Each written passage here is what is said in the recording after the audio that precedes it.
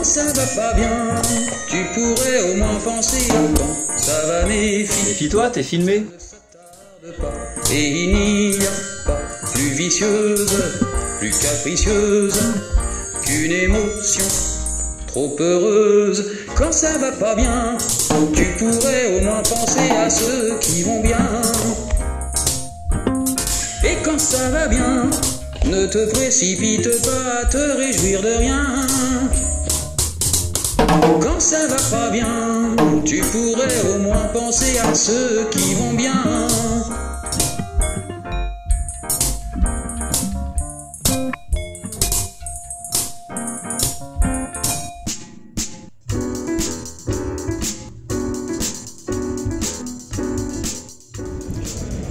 Manuel, bientôt tu vas fêter tes 43 ans. Arrête tes conneries. 42. Ah, 42, d'accord. Tu le sais, le 30 là. Et en plus, toujours l'air d'un jeune premier. Alors que tu as déjà un début de carrière bien fourni. Un jeune premier avec ça. D'ailleurs, ce n'est pas un hasard si l'on démarre cette interview face au bar de la Trésorerie, qui est un chaleureux lieu par ailleurs, C'est vrai. où des scènes de ton dernier dé de long métrage ont été tournées. Oui, c'est vrai.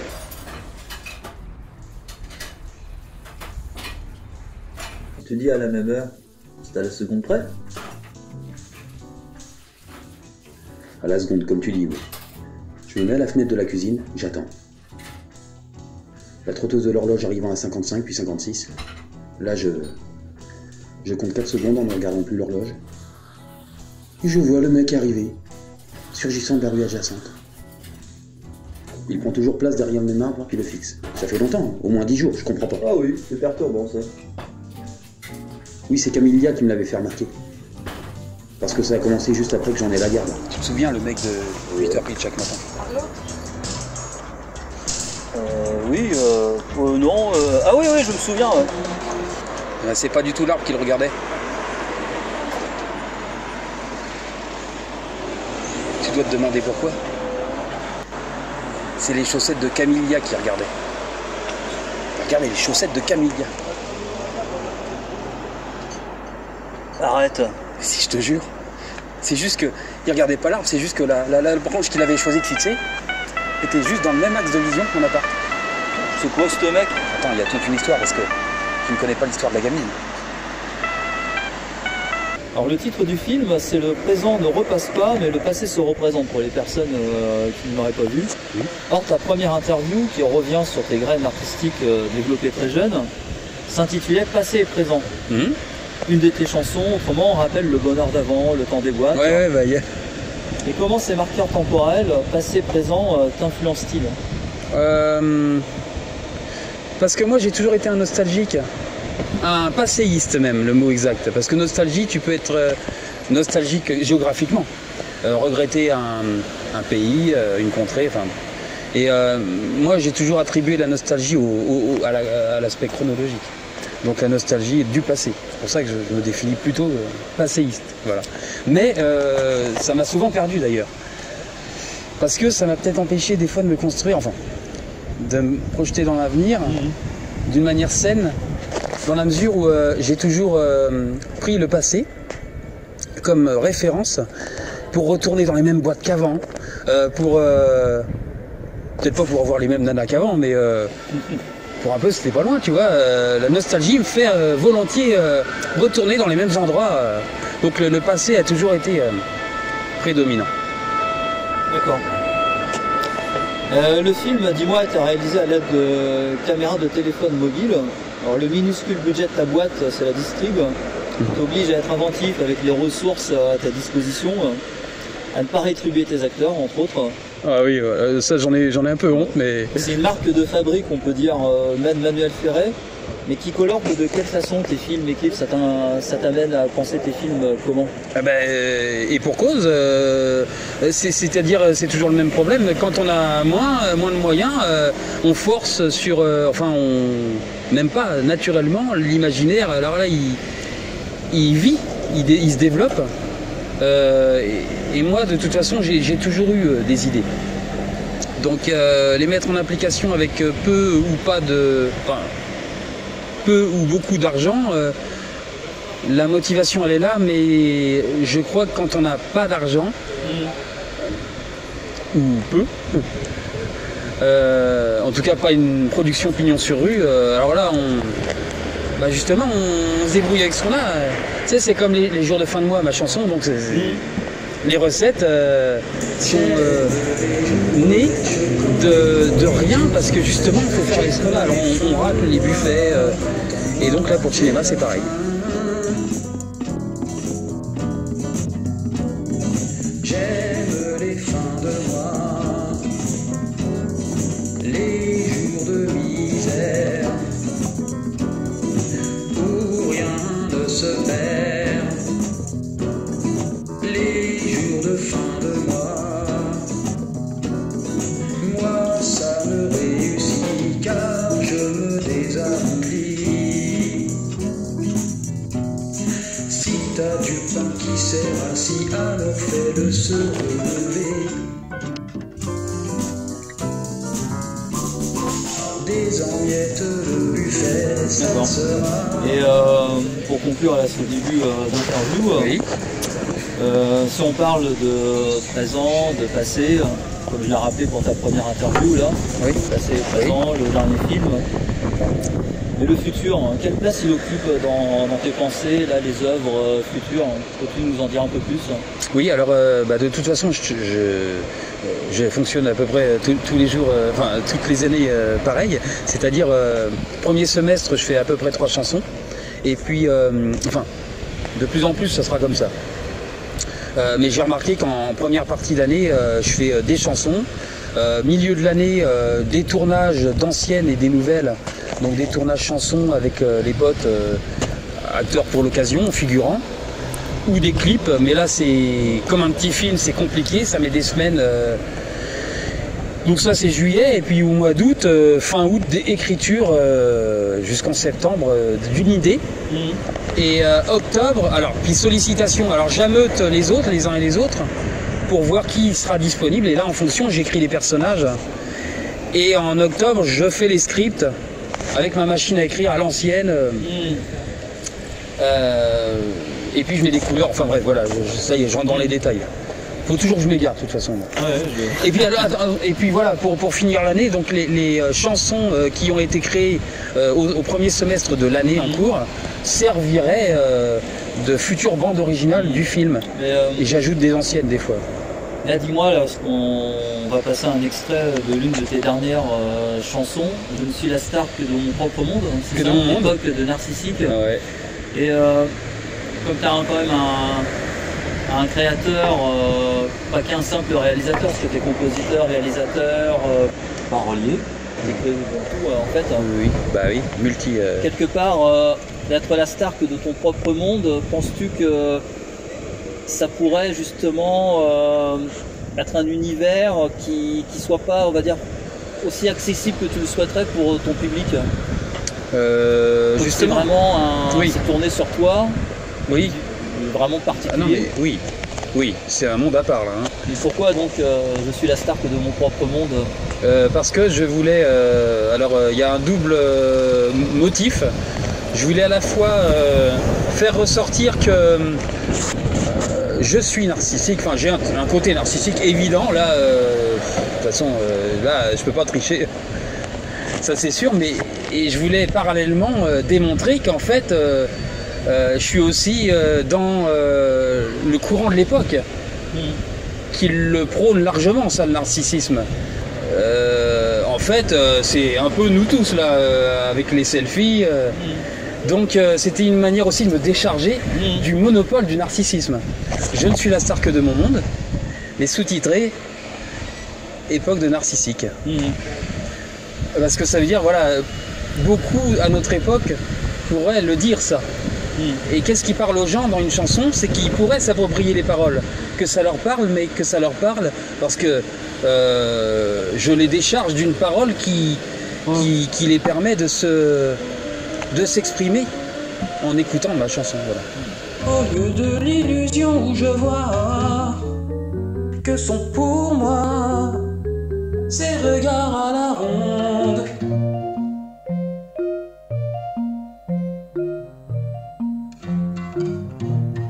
Au lieu de l'illusion où je vois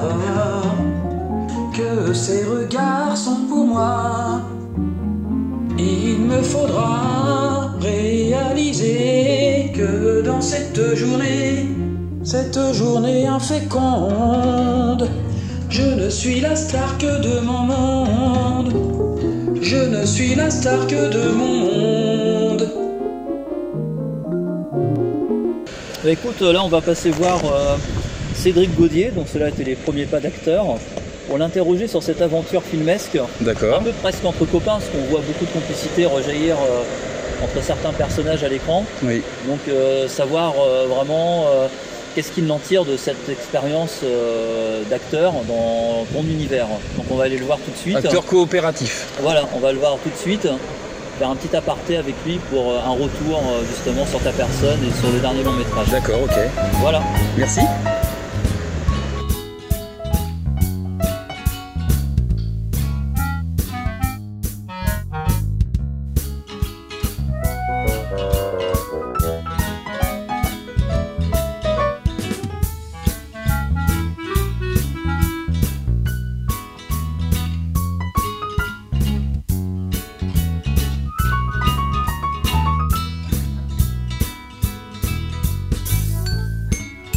Alors Cédric, bon bah déjà merci de participer à l'interview. Dis-nous comment Manuel en est venu à te faire jouer. Comment ça lui est venu à l'idée de t'inviter sur le plateau du dernier film de Manu, donc le présent ne repasse pas mais le passé se représente. Voilà, parce qu'il voulait en fait le faire avec Manu et ça m'a fait plaisir de jouer dans son morceau et de jouer comme ça en tant que comédien. Et je vais aller voir un peu plus sur lui et voilà. Et le fait de te retrouver avec des personnes amis tels qu'Étienne Gabel, Sébastien Juguet, donc qui connaissent aussi Manuel, ça te donne quelle impression en fin de compte de jouer avec des personnes que tu connais dans la réalité mais qui jouent des rôles? Voilà, c'est bien parce qu'on passe des petits moments comme ça ensemble. Et des fois il vient chez moi, des fois il vient chez Sébastien, et des fois tout le monde vient chez tout le monde vient. Et ça me fait plaisir. Oui. Et l'esprit, en fait, c'est un film où il y a un esprit quand même foufou. D'ailleurs, on va voir une de tes séquences où tu es dans l'atelier, un atelier spécial, pardon, où tu es réparateur vélo.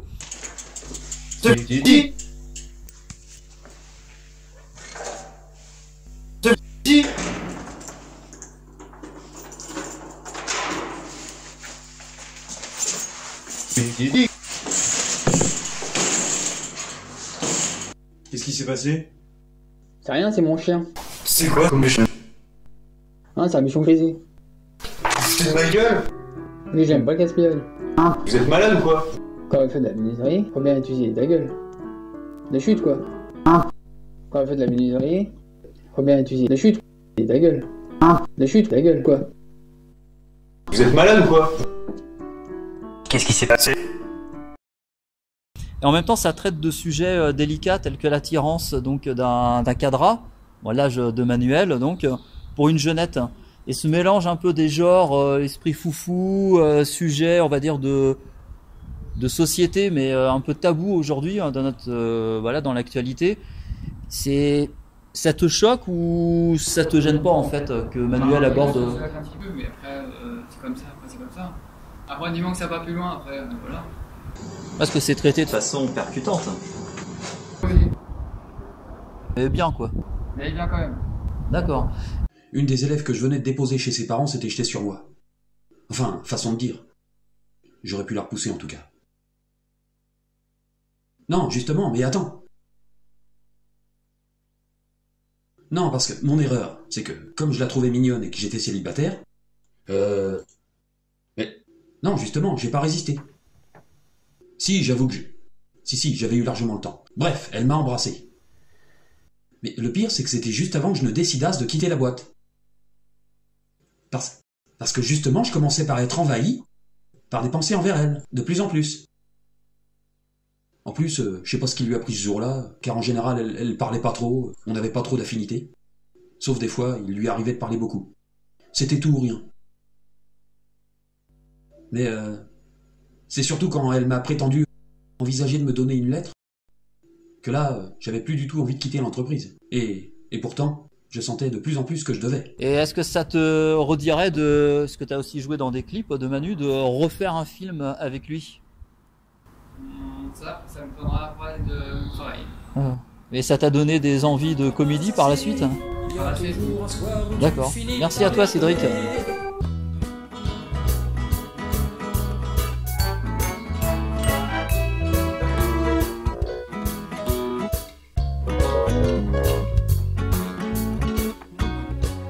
Je ne regrette pas vraiment le temps des grandes vibrations, vivant dans une dépendance alors que c'est pas le genre de la maison.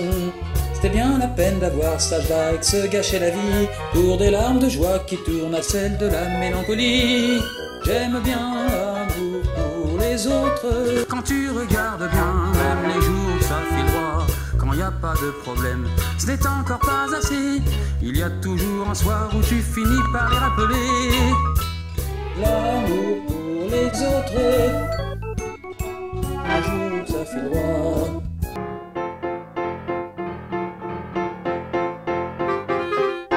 Les ruptures qui mettent en pleurs, les ruptures entre copines, les ruptures entre cousines, les ruptures quand c'est plus l'heure de continuer à faire bonne mine. Quand la parole n'est plus divine, les ruptures quand tout va, quand on s'y attendait pas, les ruptures de l'allumage avec l'ancien entourage dont il fallait tourner la page. Pour ne pas dire faire le ménage, les ruptures dans la colère, avant que ça n'aille plus loin, ou au bord de la faillite, les ruptures au bord de la mer, quand ça fait prendre la fuite. Et tout largué par le premier train. Dis donc, c'est pas possible, hein? Non!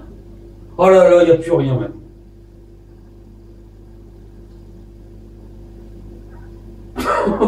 Tout l'œuf. Non, le jaune. Câlin alors.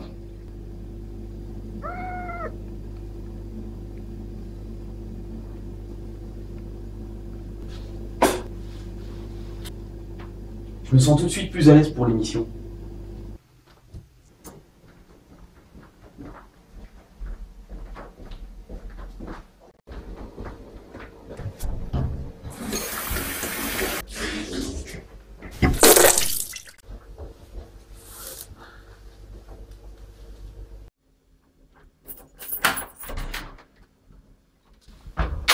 Méfie-toi, t'es filmé.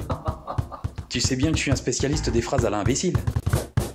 Tout ce que je vais dire, c'est avec le cœur. Même que je sois tout seul, je n'ai rien à dire. Ah, mes détracteurs, à part peut-être ta gueule. Je n'ai pas vocation à être heureux. Ou alors c'est vraiment que je n'ai pas fait attention. Mais pour changer, parlons plutôt de moi. À chacun son métier, le mien est de tous les faire.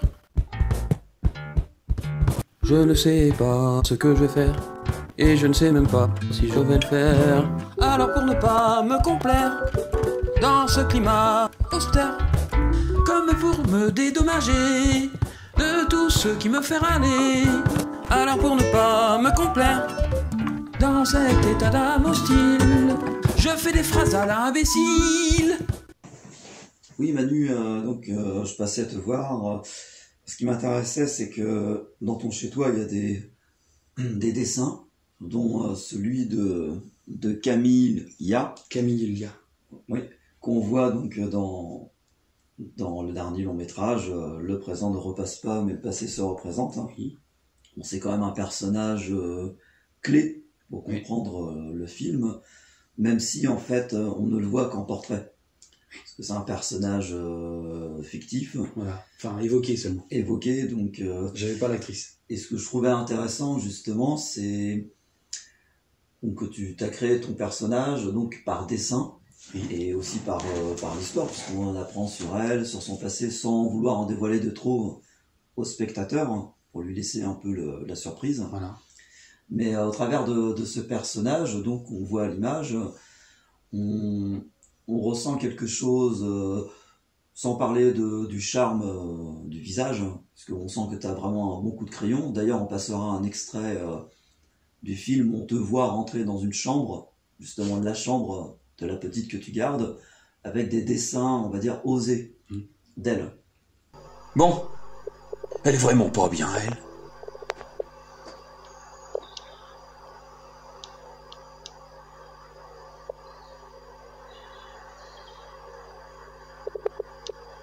Bah dis donc, je savais pas comment elle dessinait, maintenant je connais son style.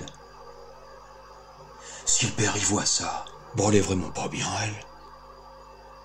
Donc là, c'était vraiment pour évoquer, mentionner un peu un autre de tes talents.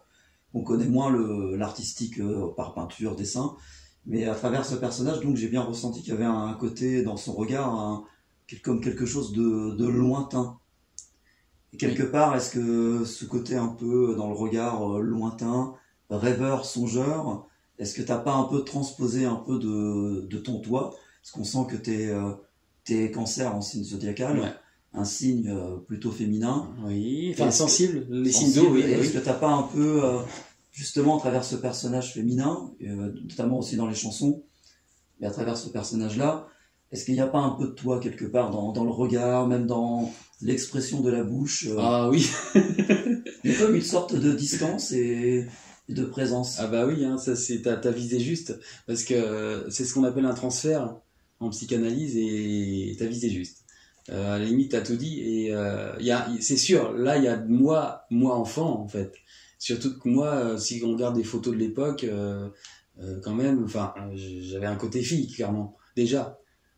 Pour cause, j'ai été entouré de femmes moi, de par mon histoire. C'est sûr qu'à travers ce dessin, il y a de moi, ce serait moi version fille, fictivement. Et oui, c'est vrai qu'elle a, moi je dirais même, enfin j'ajouterais regard innocent là, si on garde, à subir, ne pas savoir ce qui va lui arriver quand on regarde l'expression. Voilà, pour l'évocation de ce dessin, et je tenais donc au passage à mettre noir et blanc pour le générique du début et seulement passage noir et blanc couleur à la fin seulement, puisqu'on aura évoqué dans le film, notamment avec la narration de Jean-Jacques, qu'elle aimait le Bordeaux. Et je me suis mis dans la tête que le spectateur ferait le lien, ce qui n'était pas évident. Hein. Ouais. Bon voilà. Et là, on va passer à un autre de tes dessins. Qui te représente? Mais quand ça tourne, je suis bien à ma place. Quand le film passe, quand la vie se vit au cinéma. Quand ça tourne, je me sens bien en place. Quand le film passe, quand la vie se vit au cinéma.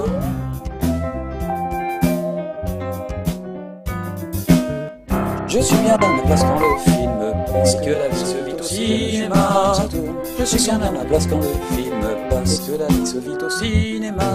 À croire que si ça tourne pas à la caméra, c'est là que ça ne tourne pas chez moi. Quand ça tourne, je suis bien en place quand le film tourne. Et ça serait pareil à Libourne. Je suis bien en place quand le film passe. Et que la vie se vit au cinéma. Quand ça tourne, quand le film tourne, ça serait pareil à Libourne. Je suis bien en place que quand le film passe. Que la vie se vit au cinéma. Je suis bien à ma place quand le film tourne. Et ça serait pareil à Libourne si ça tourne pas. C'est là que ça ne tourne pas chez moi. Je suis bien en place quand le film passe. Mais quand ça tourne, je suis bien en place que quand le film passe. Et là, donc, un autre dessin, plutôt original, puisqu'on tu t'es représenté, donc couché, un peu comme un enfant. Donc on ressent d'ailleurs toujours chez toi ce côté enfant, tout en étant adulte. Oui, bah oui. C'est pour ça que je te parlais de jeune premier, il y a comme une sorte de choses qui pétillent dans tes yeux, comme si tu commençais dans le métier, ce qui est quelque part vrai, hein, parce que tu as commencé sur le tard. Ah oui, sur le tard. À 30 ans, j'ai composé et écrit, mais bon, c'est pas pour ça que ça s'est révélé tout de suite, c'est vrai. Et ce que j'aime bien dans cette peinture, donc on te voit dormir à côté d'un kiki. Oui. Bon, c'est pas le kiki qui met son pouce dans la bouche, mais c'est toi, non, comme je l'ai évoqué. Et c'est un peu aussi ce qui me parle un peu chez toi, c'est un peu ce que, toujours dans le côté un peu rêve, on sent que tu dors là, et on sent que on le voit sur le dessin, il est très apaisé, presque heureux. C'est ici d'une vidéo, hein. Dans ton monde, en fait. Et le petit kiki, en fait, c'est mignon tout plein, et en même temps, ça parle aussi de l'étrangeté un petit peu du monde, voilà, que tu présentes dans tes films, dans tes clips. Oui. Et du coup, pour toi, en tant que le dessin parle, c'est vrai il est frappant. Mais pour toi, ce mélange un petit peu, dire voilà, c'est mon monde, mais ce côté un peu enfant, un peu presque Alice au pays des merveilles, quelque part, ce que dans un de tes clips là qu'on a montré, je ne suis bien que quand ça tourne, on voit des archives de l'époque. Ouais. Pour toi, cette partie de l'enfance, c'est vraiment quelque chose qui reste ancré en toi et que tu vas continuer donc à transporter de nouveau dans d'autres peintures, dans d'autres films. Et c'est vrai qu'il y a l'enfance qui est forcément présente. Donc ça fait un mélange assez spécial parce que je suis à la fois mûr par mon vécu, notamment psychologique bien sûr, et puis le côté enfant qui ne fait que persister. Et voilà, la représentation de moi suçant mon pouce, alors que au moment du dessin, enfin de la vidéo dont est issu le dessin, j'avais la trentaine. Donc pour créer un décalage, voilà. Ouais. Bah oui, il y a un rapport à l'enfance très étroit, ça c'est sûr. Ouais. Et bah oui, parce que puis de toute façon, en fait, moi je trouve que finalement on est tous concernés sur cette dimension-là, parce que pour moi, je pense que ce sont des enfants qui détiennent, enfin nous avons détenu une forme de vérité, donc de pureté, et on ne fait que la perdre au fil de la vie. Donc ce n'est pas des adultes qui seraient la référence, à mon sens, c'est vraiment l'enfance, et que l'adulte essaye de retrouver, parce que c'est la pureté, parce que c'est pas le calcul, c'est la non... l'absence de... Ouais, c'est la spontanéité, tout ce qui est hors calcul, hors... j'allais dire concurrence, mais la concurrence, ouais, quoique, parce que l'enfant, tu sais, il joue la guerre, enfin, il y a une forme de concurrence qui s'intègre naturellement, en fait, mais... la vérité de l'enfance ne se retrouve que difficilement, et moi, je définis la vie comme une parabole, tu sais, et au milieu de laquelle... mettons à la quarantaine comme moi, j'ai 42 ans, on commence peut-être à se dire, bah tiens, c'est bon, j'ai fait le tour, il serait peut-être temps de revenir à quelque chose de plus pur. Voilà. Ouais, puis là, à travers du Kiki ou Camille Lia, au niveau de l'expression, on sent toujours ce côté enfant innocent que tu as. C'est sûr. La Camille Lia, par exemple, j'ai pas fait cette expressivité et ce visage juvénile par hasard, bien sûr. Et en plus, elle fait pas 16 ans. Si tant est que j'évoque Camilla qui a 16 ans dans la fiction, dans le film, elle fait moins que 16 ans là.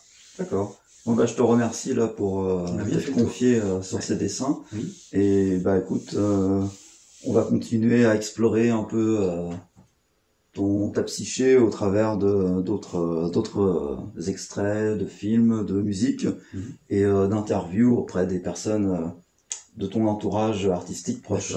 Merci à toi.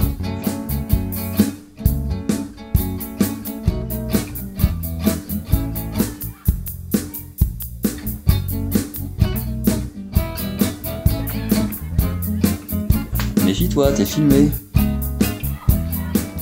Place-toi sur l'autre banc pour que je t'interviewe. Ah bon? Bah ouais.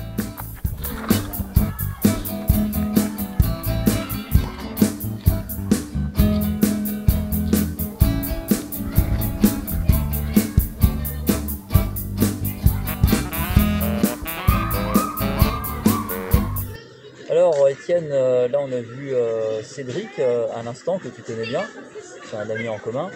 Donc il nous a un peu raconté ses premiers pas d'acteur pour le dernier film de Manuel Ferret.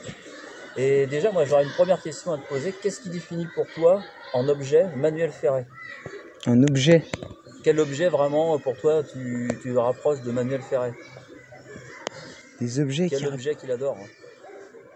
Ah oui, les objets qu'il adore. Ah oui, d'accord. Le téléphone pour ses vidéos, les prises son, enfin voilà quoi. Le téléphone c'est primordial, et puis l'ordinateur pour faire toutes les sauvegardes et envoyer ça aussi sur internet. Voilà, pour qu'il ait ses enregistrements. Vraiment pour lui c'est primordial. Objet clé quoi. Ouais, c'est fétiche. Il en a besoin pour ses films et tout, c'est ce qu'il me disait. Sinon il va se démoraliser, c'est toute sa vie. Ouais. Ok. Et là, on a vu avec Manu, justement, on a parlé un peu de passé, de présent au tout début. Et pour moi, il a même dit lui-même que c'est un passéiste. Il a vraiment une attirance pour le passé. Pour autant, c'est aussi pour moi un homme de rupture, au pluriel. Parce qu'il y a des chansons telles que Les Rancuniers, qu'on voit justement dans la bande originale du Parano, où tu joues d'ailleurs. Il y a aussi Les Rancuniers, Les Ruptures, un clip, une dernière chanson là. On voit que c'est un homme de rupture avec des entourages anciens. Les ruptures d'avec ton père et d'avec ta boulangère, d'avec ta boîte d'intérim ou ton cabinet dentaire. Les ruptures quand ça ne rime, plus amis que ça nous abîme.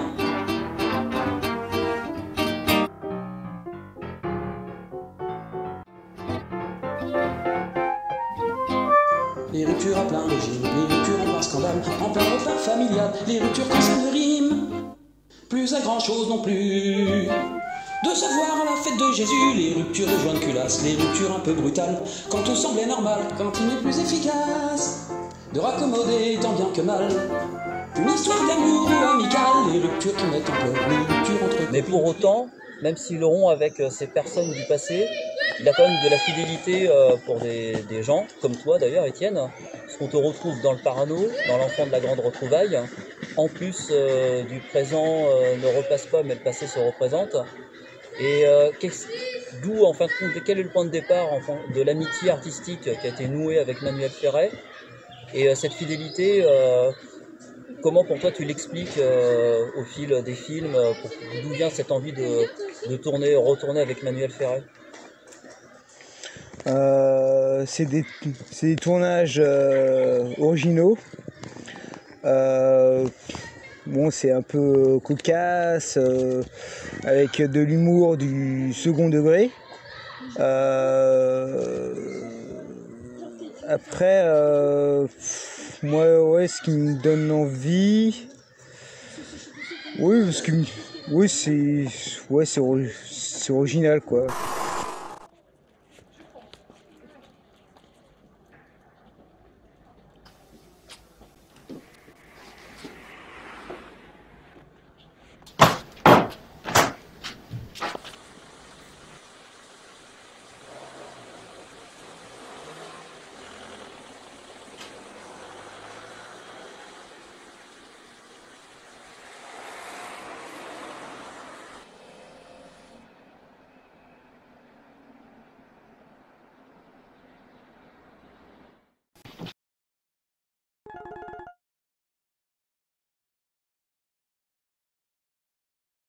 Je pensais, au RSC à Rabé, ça fait une bonne retraite? Non mais vous rigolez là ou pas? Je vais peut-être me remettre aux oscilliques alors. Monsieur, mais vous êtes malade ou quoi? Vous croyez que j'ai envie de vous mettre au travail après ce que je viens d'entendre? Dites-moi plutôt pourquoi vous avez choisi l'intérim. Parce que l'intérim c'est une suite de petites vies.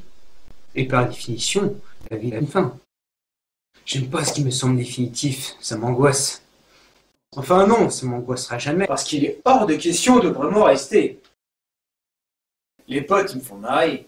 Ils me font, si on me propose un CDI, tu dirais non. C'est comme s'ils me demandaient si j'étais prêt à être malheureux.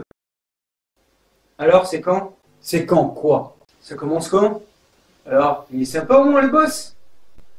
Parce que moi, s'il est méprisant dès la première heure, il vous appelle et il en prend un autre. Je sais pas, je le connais pas. C'est un vicieux de réputation, mais c'est tout ce que je sais, je le connais pas plus que ça. Pourquoi? Autrement, même quand je cherche pas de boulot, je fais quand même la tournée des intérêts. Du bénévolat en quelque sorte.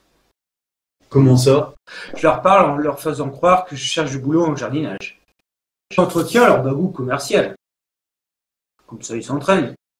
Je forme gratos en fait. Et vous me dites ça à moi en plus? Bah quoi?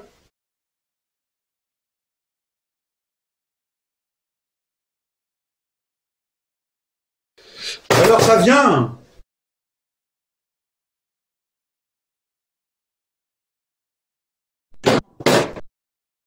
Autrement, autre chose aussi. Quand je sais qu'une boîte ne me prendra jamais, et qu'elle n'osera probablement jamais me le dire, je les laisse dans leur non-franchise. je continue quand même d'aller passer les voir, pour qu'elles finissent d'elles-mêmes par subir la pression de leur propre culpabilité. Moi, puis c'est sympa de se retrouver entre copains, voilà, faire des petits trucs, c'est un petit trip, quoi. Et tu le connais d'où, Manuel? Manuel Ferré, je le connais depuis l'enfance. Quand j'habitais à côté de la gare.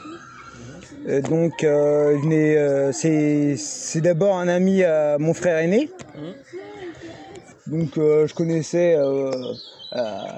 vu qu'il y avait quelques amis qui passaient à la maison, je les reconnaissais. Mais pour moi, voilà, c'était pas un ami, c'était juste quelqu'un comme ça, voilà. Et je connaissais sans plus. J'ai commencé à le connaître bien plus tard, une fois que Christophe, en fait, l'avait invité à venir une fois à l'église. Là, il m'a contacté et puis c'est là qu'il m'a proposé de jouer dans un de ses films, faire des interviews et tout ça. Et c'est là qu'on a vraiment commencé notre amitié. Alors, j'ai reçu un texto qui est arrivé avec quelques années de retard. C'est quoi cette histoire? Je te jure, il avait écrit... Attends.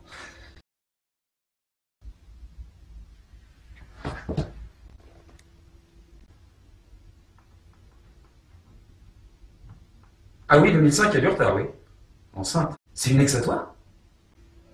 Non, justement. J'ai eu beaucoup dormi à cette époque.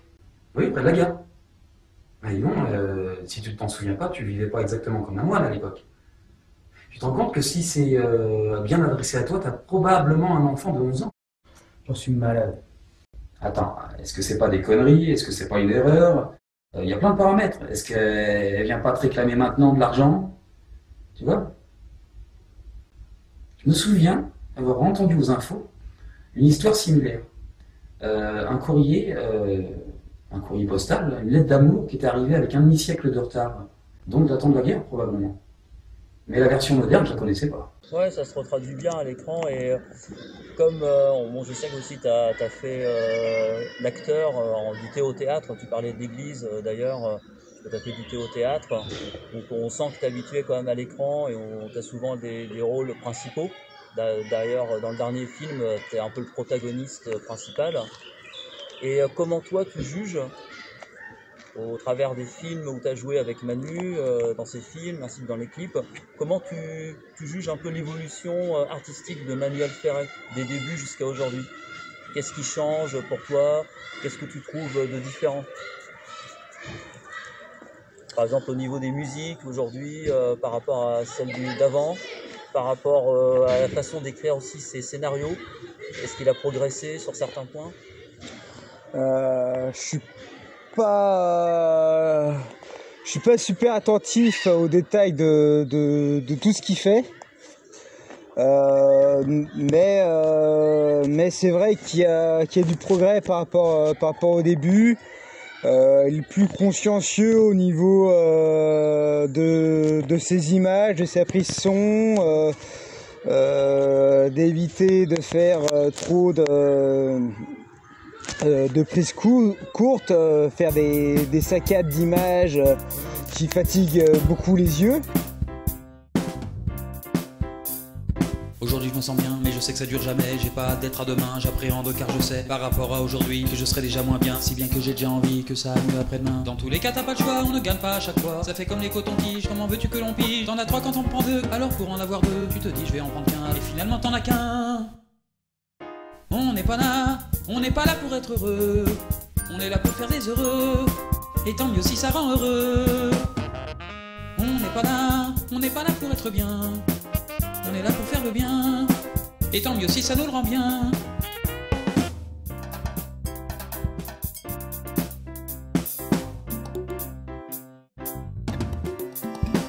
Enfin quand je dis ça mon vieux, c'est pas non plus une raison pour se laisser prendre au jeu du mépris de ton patron ou de certains bénévoles de chez Saint-Vincent-Paul. Ferait mieux de se faire payer, y en a que ça rendrait moins con. Ce n'est pas les commentaires de détracteurs amers qui me rendent contestataire, mais qu'ils soient sortis de leur mère.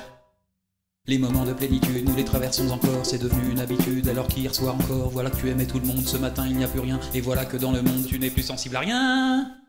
Mais demain tu seras bien, et puis même si t'es pas bien, on s'en fout de toute façon, il faudra pour ta chanson bien reprendre ton crayon, pour semer leurs émotions, et c'est eux qui les vivront, et c'est eux qui seront bien.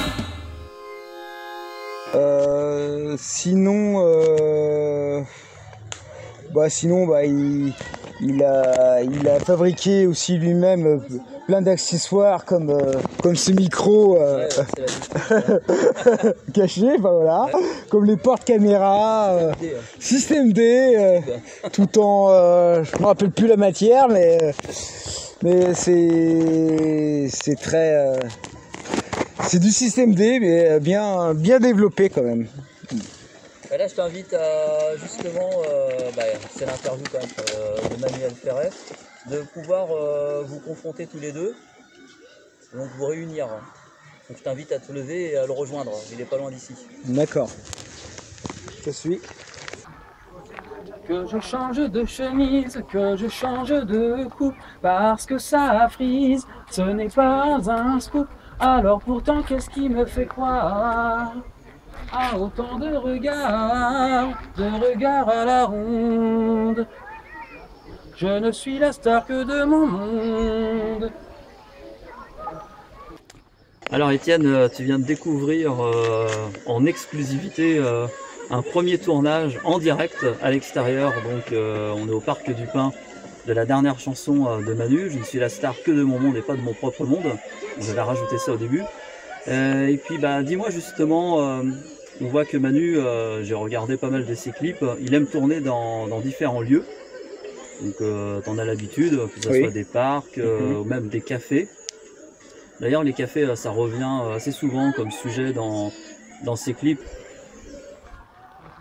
Donc peux-tu, comme ça, là tout de suite, un lieu vraiment qui vraiment t'a marqué dans les tournages de Manu, un lieu vraiment qui revient, dans lequel tu as aimé tourner avec lui? Qu'est-ce qui le représente le mieux à l'extérieur? Ce qui représente le mieux. Oula, je sais pas ce qui représente le mieux, mais ce qui me revient, c'est le jardin des plantes où il avait fait croire que dans l'enfant de la grande retrouvaille que j'habitais carrément dans le parc. Avec le tournage du vélo à repartir de là-bas, ou s'il avait tourné un petit clip aussi avec Jean-Jacques. Je trouvais ça sympa, c'est très convivial, très chaleureux, c'est vraiment un parc très joli et fleuri, donc vu que lui c'est quelqu'un qui aime bien avoir des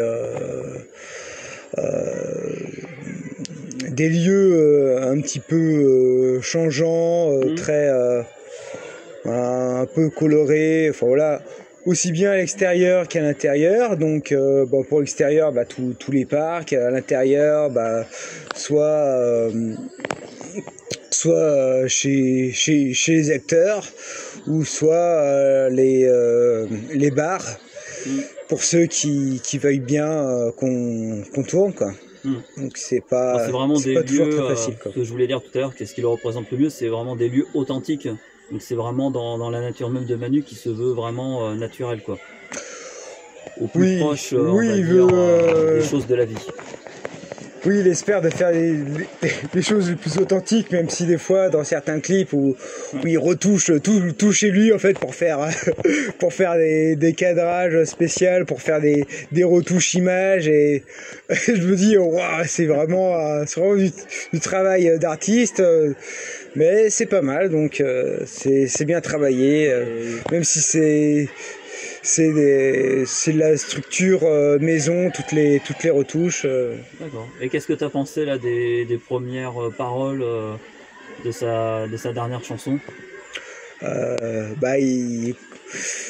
Comme il le dit, il est toujours dans son petit monde, quoi, son petit monde de musique, de production, voilà, il a son propre style, et il veut rester dans sa façon de faire. Ok, bah, je te remercie pour tous ces échanges partagés avec toi. Et maintenant, on va s'en aller à la rencontre de Jean-Jacques, qui a aussi un rôle conséquent dans le dernier long métrage. Il est même narrateur-conteur dans le film. Donc on va aller à sa rencontre, te remerciant donc de toutes tes interventions d'aujourd'hui. Merci Étienne. Merci bien. Merci.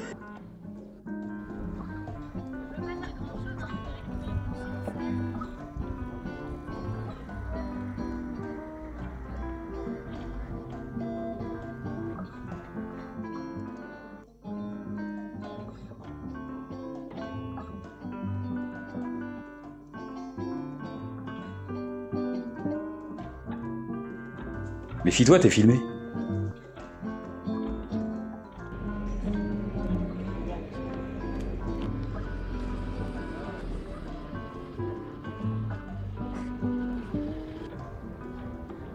Donc là je suis avec Manuel et Jean-Jacques. Donc Jean-Jacques qu'on va voir dans deux extraits, enfin, un extrait parlé, un extrait où on le voit à l'image.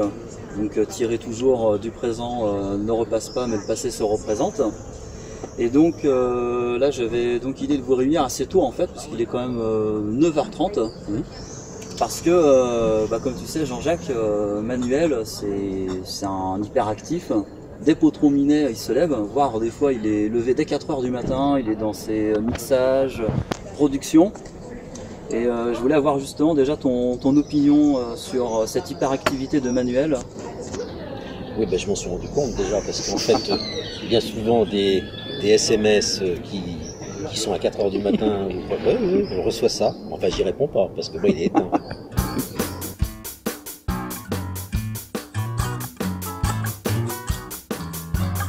Je semble dormir paisiblement, sors du lit brutalement. Déjà habillé et l'on comprend que j'ai dormi comme ça.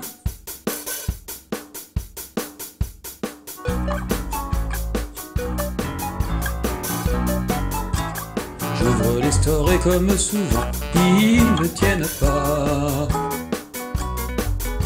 J'ouvre le robinet, etc. On compte plus les fois où l'on tourne. Le matin qu'est-ce qu'on tourne, le matin qu'est-ce qu'on tourne. Le matin qu'est-ce qu'on tourne,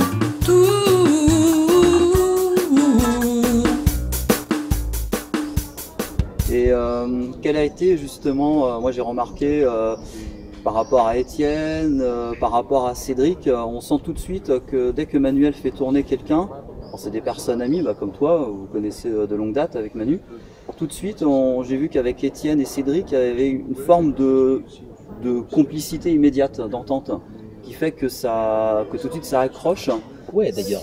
Et pour toi, comment ça a accroché justement avec Manuel, sachant que c'est quand même un univers qu'il défend, qui est vraiment un univers qui n'appartient qu'à lui-même. Oui, et puis il y a la différence d'âge aussi. Oui. Parce que je veux dire qu'on n'est pas de la même génération. Enfin bon. Dans le film, on est frères, c'est pas mal. Oui, de toute façon, ça c'est. Ouais. Oui, c'est encore moi. Bah oui, je sais que c'est toi. Qu'est-ce qui t'a pris? Ah oui, de quoi? La radio? Non, rien, ils ont mis des pubs à la place. De toute façon, c'est bénévole. Bon alors, dis-moi, pour quelle raison je t'appelle là? J'ai un service à te demander. Emmener à l'école et même l'héberger une semaine ma fille, car sa mère n'est plus en mesure de le faire apparemment. Mais je ne sais pas. Tu veux dire tous les matins et tous les soirs de tous les jours? Faut que je fasse la navette? Mais pourquoi moi? Remarque. Parce que tu connais le boulot, il me semble. Je te rémunérerai de toute façon. Ou quoi? Le collège, c'est où? Elle doit être au collège maintenant. T'as pas trouvé auprès du conseiller rural? Oui, mais le mec faisait pas sérieux. Puis... Ok, j'ai pas de boulot, remarque. Faudra que je me couche tôt. Remarque, c'est déjà le cas. Je suis le plus couche-tôt des mecs les moins fêtards. Ah, au fait, tes sièges sont de quelle couleur? Pour que ce soit accueillant. Hein, qu'est-ce que ça fout là, ça? C'est quoi, c'est un mâle dominant, ta fille? Non, mais même que le Bordeaux. Oui, bah elle posera son cul sur les housses d'origine. C'est pour être ministre de quoi, ces études? T'énerve pas. Oublions les sièges. Oh, tu m'écoutes? Je t'entends plus. Normal, je dis rien, là. Excuse, j'ai des drôles de manies. Quand je suis fatigué, je souris à n'importe quel objet. Putain, qu'est-ce que tu peux dire comme connerie quand t'es fatigué? Non, mais je te jure. Non, mais... c'est vrai qu'il y a des moments où on se fait un peu la gueule, quoi, parce qu'il y a des moments où on pense pas forcément la même chose, mais enfin, bon, ça se tasse quand même de temps en temps, quand même. Non, mais il a ses façons de faire et tout ça. Il y a des fois, il va plus vite que la machine. Il y a des fois, mais tu vas où? Et puis en fait, il ne le sait plus, parce qu'il pense déjà à autre chose. Mais c'est vrai qu'il va très vite, trop vite par moment, je trouve. Je trouve qu'il devrait vraiment se calmer. Et quel est ton sentiment global là sur le dernier film Le présent ne repasse pas, mais le passé se représente. As-tu eu l'occasion déjà de le voir en entier? Oui. Et comment le juges-tu? Parce que j'ai la chance quand même que, comme on est quand même assez liés, il m'envoie ça. Donc je sais ce qu'il en est. Ouais, bah c'est son univers, c'est vrai que c'est toujours surprenant, c'est toujours... au moins, il copie sur personne. Parce que souvent, tu sais, quand tu regardes des films, des moments, bon, tu as déjà vu ça. Là, tu vois, c'est tout à fait toujours quelque chose de nouveau, quelque chose de... Il y a des fois, c'est maladroit, il y a des fois, mais c'est son truc, après tout, c'est bien. Mais il y a des fois, je trouve que c'est bien foutu, quoi. C'est comme ses musiques, c'est comme ses chansons. C'est surprenant, toujours surprenant.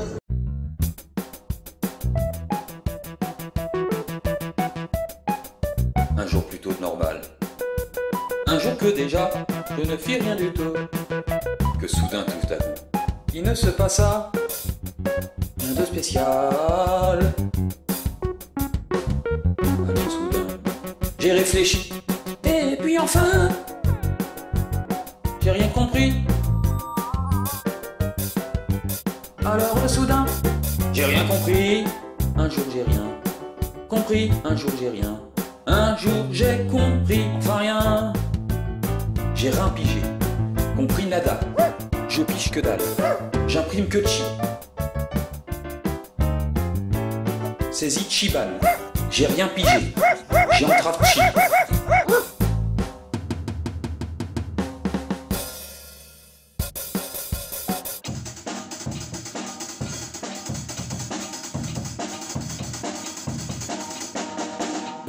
D'ailleurs, là on va en venir aux musiques, je vais m'adresser à Manu.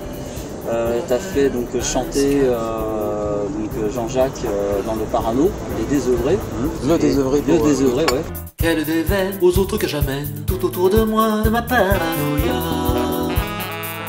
Être désœuvré, voilà tout ce que ça génère. Un désœuvré, et tout ça pourquoi? De l'imaginaire, tu vois. Ou peut-être ne pas être ignoré. En tout cas, on m'appelle comme ça. La version des Jardins des Plantes. Et comment en fait, parce que je vois aussi que tu as voulu mettre en valeur vraiment la voix de Jean-Jacques, et ça c'est intéressant. Parce qu'il n'y a pas que, on le voit pas qu'à l'image, mais on le voit aussi narrateur. Oui. Et du coup, sa voix, c'est vrai, elle transmet bien ce qu'il a raconté. Et d'où, en fin de compte, tu es venu à cette idée d'exploiter aussi la voix de Jean-Jacques? Qu'est-ce qui te retient dans la voix de Jean-Jacques, en fait? Une voix qui a une certaine profondeur sur le plan des spectres sonores, enfin, bon, pour grave, une bonne étendue et une voix bien présente, presque berçante, mais à la fois très virile, je veux dire, dans le sens très grave. Une vraie voix de conteur, et moi, ça m'a paru comme une évidence. Voilà. Et pour la chanson, pareil, parce que moi, pendant un moment, je voulais que ma marque de fabrique, entre autres, soit de faire chanter à la fin, donc au générique, un des acteurs, sauf moi. Et voilà, contrairement à l'enfant et Étienne, dans l'enfant de la grande retrouvaille, sur le porte-bagages. Et le Parano pour Jean-Jacques, finalement je me suis dit on va pas le faire forcément. Et d'ailleurs là pour le dernier, je trouve que le générique juste musical, d'ailleurs c'était et de loin ta suggestion sur le choix de la chanson, c'est pas mal non plus en fait. Donc voilà, on va dire que ça aurait été ma marque de fabrique pour juste 2 longs métrages. Et voilà, j'adore la voix de Jean-Jacques. Un peu éraillé mais pas trop. Et puis. C'est là où on note. C'est ce que me fait comprendre aussi Jean-Jacques, c'est que tout de suite tu saisis le tout de la personne Et ça, comme par magie, en fait, ça cadre bien sa voix, par exemple, au dernier film. C'est comme une évidence. Ouais. J'ai l'impression que toutes ces rencontres, celles de Jean-Jacques, d'Étienne, de Cédric, de moi-même, parce que tu me parlais de moi, donc j'ai aussi tourné dans le dernier long métrage. Bah oui, c'est moi qui mène l'interview, de par le goût que j'ai de la chose. Et j'ai l'impression que toutes ces rencontres, elles devaient se faire. Et je voulais faire un dernier clin d'œil justement à Claude Lelouch, où souvent il y a des hasards, mais qui ne sont pas vraiment des hasards. Et est-ce que tu n'as pas l'impression, toi qui adores Lelouch, qui a toute une collection de ses films, que quelque part tu vis pas un peu, enfin, à moindre échelle, mais un peu ce qu'il vit, un peu dans ce qu'il veut montrer aussi dans ses films, où chaque rencontre, ce que tu fais en fin de compte, c'est à la fois du hasard, mais pas du hasard. C'est comme si c'était écrit. Oui, complètement. Et c'est un univers auquel j'adhère complètement. Dès que j'ai eu 15 ans à peine, j'ai découvert Il y a des jours et des lunes. On a regardé là avant-hier, qui date de 90, enfin sortie 90. Et j'ai tout de suite senti que j'aimais ce cinéma. Et au départ, c'est vrai qu'il faut rentrer dedans, parce qu'on a l'impression que les personnes n'ont pas trop de rapport a priori. Mais en fait, à la fin, effectivement, ou même avant la fin, chez Lelouch, tu te rends compte que tout est lié. Et moi, je retrouve ça dans mon ressenti, dans la vie. Voilà. Je trouve que... Moi, voilà, chacun dit comme il veut, hein, le destin, les hasards, le cours des choses. Mais moi, j'adhère complètement à cet univers. Et c'est pour ça que, par exemple, moi, dans le dernier ou dans les deux autres... Je trouve que même si a priori c'est un peu pêle-mêle, c'est vrai, hein, il y a du délire dans les sketchs, et il y a quand même une histoire, mais bon, un peu alambiquée. Et a priori on se dit, bah c'est quoi, quel est le lien entre les personnages? Puis on est tous liés par les hasards, donc c'est peut-être sous-jacent ça. Parce que dans même le film, sans le dire vraiment. Dans le film, Jean-Jacques il joue ton frère Bernard, et toi tu es Pierre Turbier. Oui. Donc c'est le père de Camille Lia. Et donc pour finir, Jean-Jacques, Bernard Confiant. Là dans le futur, donc tu es prêt à rejouer dans un film de Manu? Oui, jeu de mots, je suis confiant en l'avenir, je crois qu'il va m'employer. Parce qu'il y a pas mal de jeux de mots dans son film. Hein. Il n'y a que ça. Non mais ça c'est un reproche que je peux lui faire. C'est-à-dire que il y a des moments, c'est encore plus évident et encore plus compréhensible à l'écrit. Oui. Parce que à l'image, il y a des moments. Alors, à la limite, soit il faudrait. Ça serait peut-être compliqué, mais je veux dire, il y a des moments, il faudrait qu'ils mettent du sous-titre. Parce qu'il faudrait que les gens puissent comprendre du premier coup. C'est dommage. Je crois qu'il y a des fois, ils ratent les gens qui vont regarder ça, ils vont rater le truc. Moi, je le comprends en le lisant, mais en le disant, je ne le comprends pas. Bah, d'ailleurs, dans l'extrait là qu'on va passer, pour finir, c'est l'extrait où on voit Pierre Turbier chez lui tout seul et qui a un toc par rapport aux objets, regarde un slip et on voit qu'en fait tu ris en même temps. C'est ça que je trouve mignon. Ah oui. Sur le pantalon, on sent tout de suite le rire dans la voix. Donc on voit que même allez. J'ai gardé ça. Ah oui, la frisson chez. Il y a un côté surprise aussi dans les tournages de Manuel Ferret sur les jeux de mots des fois qui surprennent. Je voulais pas le perdre ça. Ouais. Mais je dis encore, c'est dommage. Il y a des moments, il faudrait qu'il appuie un peu plus le truc ou qu'il fasse une pause parce que attends, il y a ça, il faut y penser.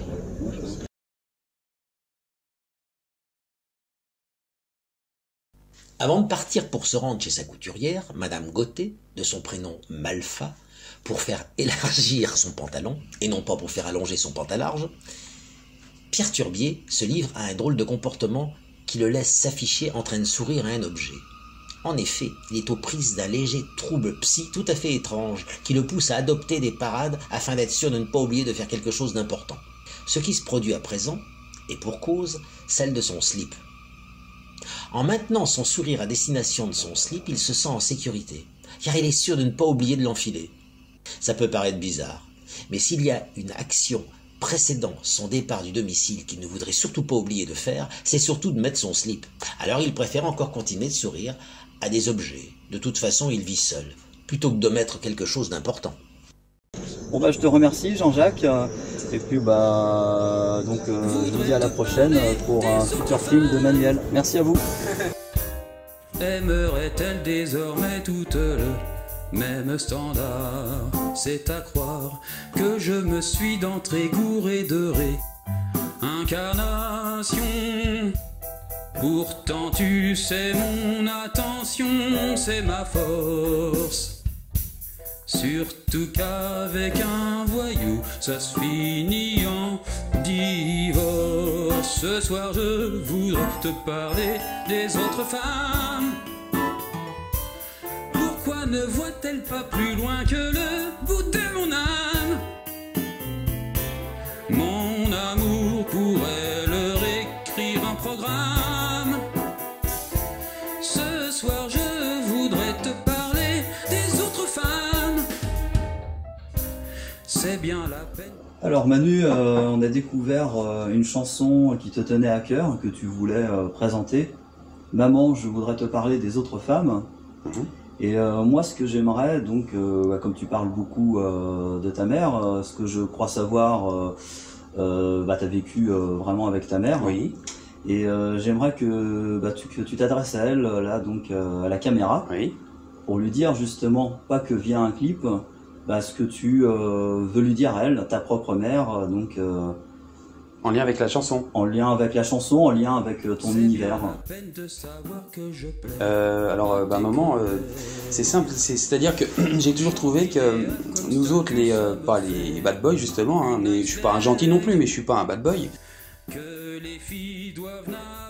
Je voulais faire un parallèle parce que, bon voilà, et toi, si tu avais rencontré quelqu'un comme moi, qu'est-ce que t'en aurais pensé? Ce qui après coup est un peu absurde parce que, bon, mon père n'avait pas forcément mes caractéristiques.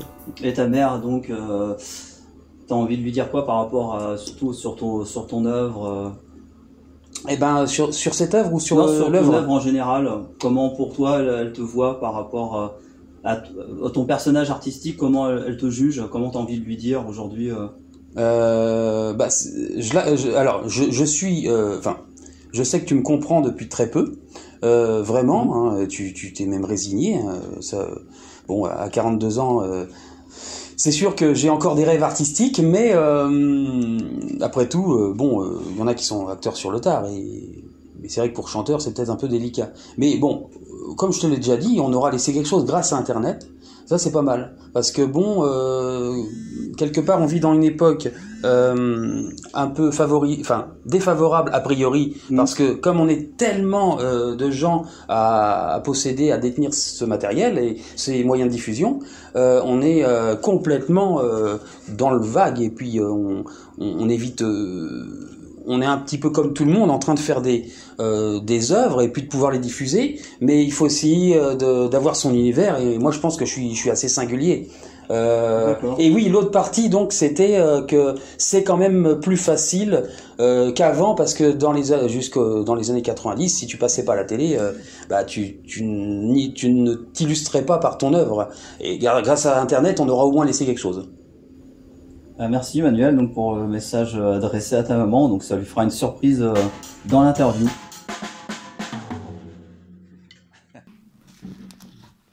Ah, attends, j'arrive. Elle glisse, elle. Oh non. Ah, c'est pas vrai. Merci. Je t'embrasse. Ça va? Oh, j'ai une arme à l'eau. À quel âge? 42. Non, mais je suis à 42. Ouais. Mais puis toi, t'es filmé.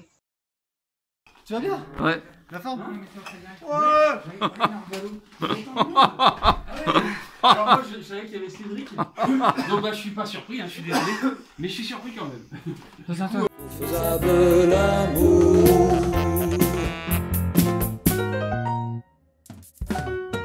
Tu vois, il y a matière et il est des manières à exprimer que tu es admise dans mon univers par de jolis mots, et même de mots qui caractérisent la poésie qu'une femme aime, de mots qui vous séduisent, qui vous plaisent. Bien dans ma R16, bon, j'aurais acheté une R16 pour qu'enfin je te courtise, que je te conduise, que je t'envisage, pour que je t'attise sur moi qui te trouve dans mes perspectives. L'amour sans dérive dans la façon de le dire.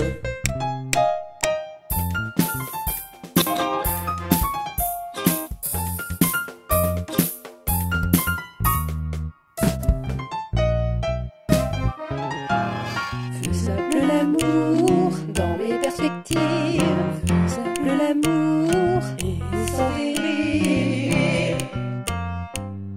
Faisable l'amour dans les perspectives, faisable l'amour et sans délire.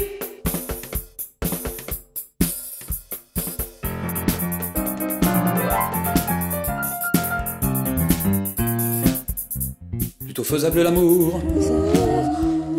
Dans mes perspectives, faisable l'amour et sans délire.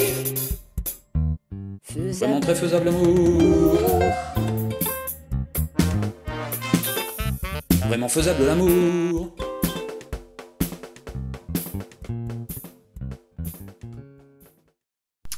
Voilà Manu, un instant pris sur le vif, dans la spontanéité, dont je voulais te faire la surprise, comme ce que tu aimes, Lelouch, parce que dans les Lelouch, il y a une part d'improvisation. C'est pas qu'un cinéma écrit à l'avance, on est dans la spontanéité, donc comme je disais, l'improvisation naturelle, où le destin fait un clin d'œil pour que ce moment soit pris et se glisse dans ton interview, comme si en fait le destin le prédestinait. Voilà.